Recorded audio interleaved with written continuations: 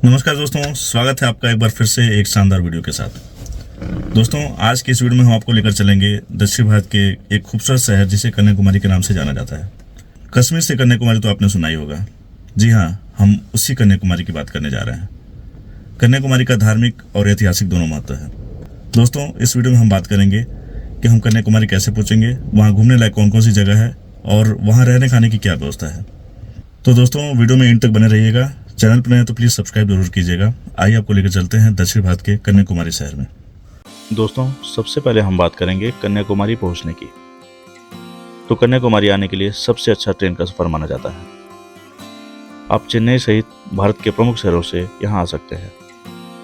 अगर आप सड़क मार्ग से यहाँ आना चाहते हैं तो निजी साधन के अलावा बस से भी यहाँ आ सकते हैं। यहाँ चेन्नई, तिरुवनंतपुरम, मदुरई आदि प्रमुख शहरों से डायरेक्ट बस सेवाएं उपलब्ध हैं। बाई एयर यहाँ आने के लिए नज़दीकी एयरपोर्ट तिरुवनंतपुरम है, जो कन्याकुमारी से लगभग 89 किलोमीटर की दूरी पर स्थित है। यहाँ पहुंचकर बस या टैक्सी से आप कन्याकुमारी आ सकते हैं। दोस्तों, हमने कन्याकुमारी की अपनी यात्रा ट्रेन से की।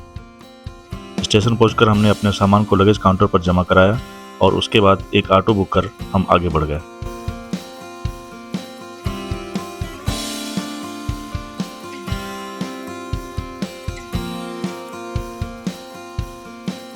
तो दोस्तों, इंतज़ार की घड़ियां खत्म हुई और जैसा कि आप देख सकते हैं, हम कन्याकुमारी में समुद्र के किनारे पहुंच चुके हैं। कन्याकुमारी में घूमने लायक मुख्य स्थान आपको यहीं समुद्र के पास ही मिल जाएंगे। यहाँ आप स्वामी विवेकानंद रॉक मेमोरियल, कवि तिरुवल्लुवर स्टैचू और कन्याकुमारी मंदिर जा सकते हैं। ये सब आपको आसपास वॉकिंग डिस्टेंस पर ही देखने को मिल जाएंगे।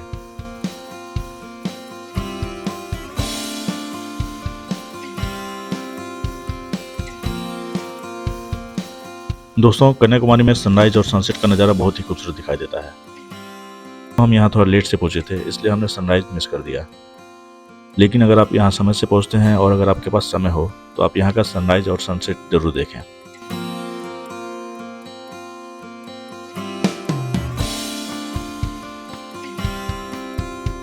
दोस्तों, कन्याकुमारी पहुँचने के बाद हम बात करेंगे यहाँ प्रमुख स्थानों पर घूमने की। तो सबसे पहले हमें यहाँ कन्याकुमारी अम्मन मंदिर जाना चाहिए। लेकिन मंदिर में दर्शन करने के पहले हमें यहाँ त्रिवेणी समुद्र में स्नान करना चाहिए। स्नान के लिए मंदिर से कुछ ही दूरी पर घाट बने हुए हैं, जिनमें सावित्री घाट, गायत्री घाट, स्नायु घाट एवं तीर्थ घाट हैं। इनमें विशेष स्नान तीर्थ घाट पर किया जाता है, क्योंकि कन्याकुमारी दक्षिण में हिंद महासागर, पूर्व में बंगाल की खाड़ी और पश्चिम में अरब सागर से घिरा हुआ है। इसलिए यहाँ पर स्नान करने का एक विशेष महत्व है। तीर्थ घाट में स्नान करने के उपरांत ही हमें मंदिर में कुमारी माता के दर्शन के लिए जाना चाहिए। दोस्तों, हम यहाँ घाट पर स्नान करेंगे और उसके बाद माता के दर्शन के लिए चलेंगे। लेकिन कुमारी माता के दर्शन के पहले हमें कन्याकुमारी के इतिहास के बारे में जानना चाहिए। तो आइए बात करते हैं कन्याकुमारी के इतिहास के बारे में। दोस्तों, पौराणिक कथाओं के अनुसार भगवान शिव ने असुर बानासुरन को वरदान दिया था कि कुमारी कन्या के अलावा किसी के हाथों उसका वध नहीं होगा। प्राचीन काल में भारत पर शासन करने वाले राजा भरत को 8 पुत्रियां और 1 पुत्र था। भरत ने अपना साम्राज्य 9 बराबर हिस्सों में बांटकर अपनी संतानों को दे दिया। दक्षिण का हिस्सा उनकी पुत्री कुमारी को मिला। कुमारी को शक्ति देवी माता पार्वती का अवतार माना जाता है। कुमारी भगवान शिव से विवाह करना चाहती थी। वहीं बानासुरन को भी जब कुमारी की सुंदरता के बारे में पता चला तो उसने उनके समक्ष विवाह का प्रस्ताव रखा। कुमारी ने कहा कि यदि वह उसे युद्ध में हरा देगा तो वह उसे विवाह कर लेंगे। असुर बानासुरन और कुमारी दोनों के बीच में युद्ध हुआ और बानासुरन को मृत्यु की प्राप्ति हुई। कुमारी के नाम से ही दक्षिण भारत के इस स्थान को कन्याकुमारी के नाम से जाना जाने लगा। दोस्तों, कुमारी अम्मन मंदिर समुद्र तट पर स्थित है। इस मंदिर का प्रमुख द्वार जो पूर्व की तरफ है, केवल विशेष अवसरों पर ही खुलता है। इसलिए श्रद्धालुओं को हमेशा उत्तरी द्वार से ही प्रवेश करना होता है। इस द्वार का एक छोटा सा गोपुरम भी है। करीब 10 फीट ऊंचे परकोटे से घिरे हुए वर्तमान मंदिर का निर्माण पांड्य राजाओं के काल में हुआ था। देवी कुमारी पांड्य राजाओं की अधिष्ठात्री देवी थीं। घाट पर 16 स्तंभ का एक मंडप बना हुआ है। मंदिर के गर्भगृह में देवी की अत्यंत सौम्य प्रतिमा विराजमान है। विभिन्न अलंकरणों से सुशोभित प्रतिमा केवल दीपक के प्रकाश में ही मनोहारी प्रतीत होती है। देवी की नथ में जड़ा हीरा एक अनोखी जगमगाहट को बिखेरता है। बहुत पहले की बात है, मंदिर का पूर्वी द्वार खुला हुआ था और हीरे की चमक दूर समुद्र में जाते हुए जहाजों पर भी नजर आ रही थी। जिससे नाविकों को किसी दूरस्थ प्रकाश स्तंभ का भ्रम होता था। इस भ्रम में दुर्घटना की आशंका भी रहती थी। इसी कारण पूरी द्वार को बंद रखा जाने लगा।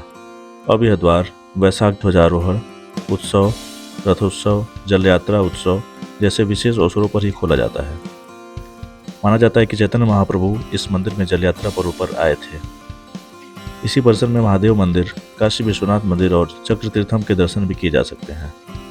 तो आइए दोस्तों, मंदिर के अंदर चलते हैं और कुमारी माता के दर्शन करते हैं।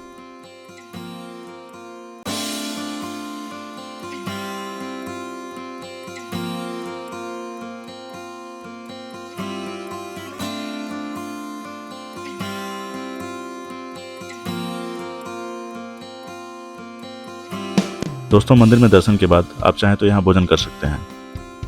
यहाँ पर आपको साउथ इंडियन फूड के साथ साथ पंजाबी फूड भी खाने को मिलेगा। हमने यहाँ पास ही में बने पंजाबी ढाबे में भोजन किया, जो काफ़ी अच्छा था। दोस्तों, इसके बाद हमारा अगला पॉइंट है स्वामी विवेकानंद रॉक मेमोरियल। वहाँ आपको बोट से जाना होता है, जिसके लिए आपको पहले लाइन में लग के बोट का टिकट लेना होता है और उसके बाद आप बोट के माध्यम से वहाँ जा सकते हैं। तो आइए पहले टिकट लेते हैं और फिर चलते हैं स्वामी विवेकानंद रॉक मेमोरियल।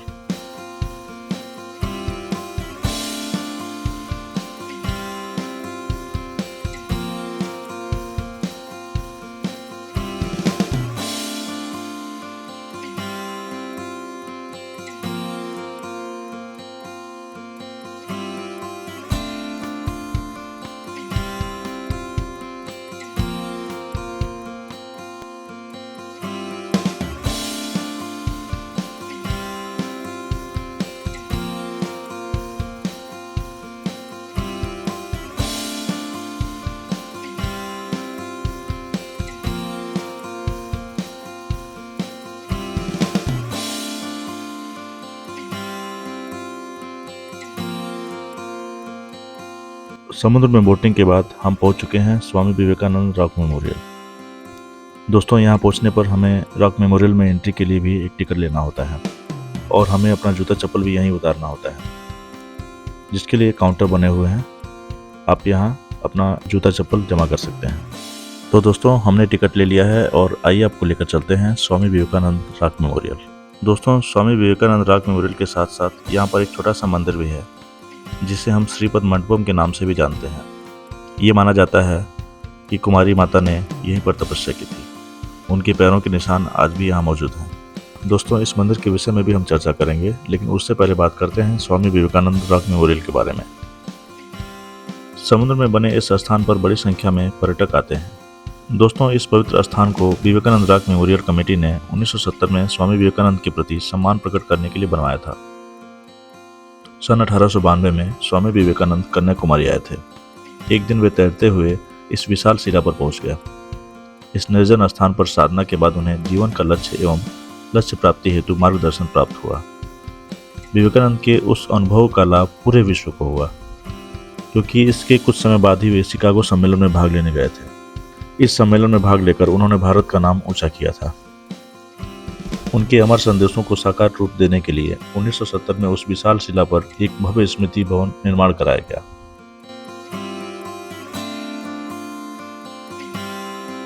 दोस्तों, लाल पत्थर से निर्मित यह स्मारक 70 फुट ऊंचा गुंबद है। भवन के अंदर 4 फुट ऊंचे प्लेटफॉर्म पर स्वामी विवेकानंद की प्रभावशाली मूर्ति है। यह मूर्ति कांसे की बनी हुई है, जिसकी ऊंचाई 8.5 फीट है। तो दोस्तों, आइए अंदर चलते हैं और स्वामी विवेकानंद के दर्शन करते हैं।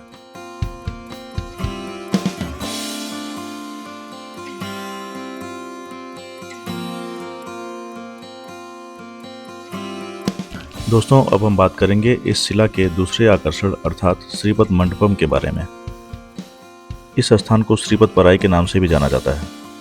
प्राचीन मान्यताओं के अनुसार कन्याकुमारी ने भगवान शिव की प्राप्ति के लिए इस स्थान पर तपस्या की थी।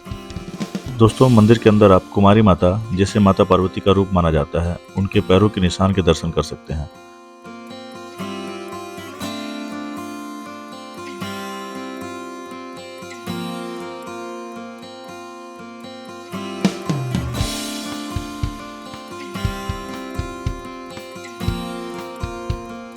दोस्तों, अब हम बात करेंगे कवि तिरुवल्लुवर के बारे में।